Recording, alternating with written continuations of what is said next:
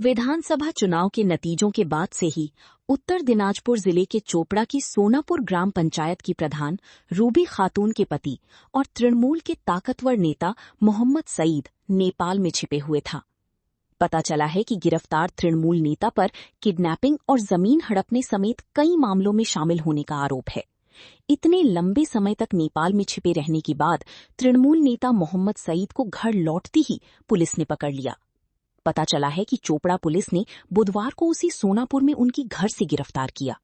Police ने पूरी घटना की जांच शुरू कर दी है। দেখুন, আমরা এইমাত্র খবর পেলাম যে সোনাপুরের প্রধানের হাজবেন্ড যে গরু ডাকাতি করে গরু পাচার করে যে তাকে অ্যারেস্ট করেছে, দুর্নীতির সাথে যুক্ত আছে। নিশীথ পারামিকের গাড়ির উপরে হামলা করেছিলেন, যেভাবে হামলা করেন ৩-৪টা গাড়িকে ভাঙচুর করে দিয়েছিলেন, এই থানায় রেখেছিল।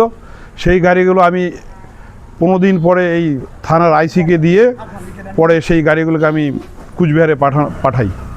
তো যারা যারা মেরেছিল তদন্ত করে পুলিশ তদন্ত করে তাদেরও যেন শাস্তি দেয়, তাদেরও যেন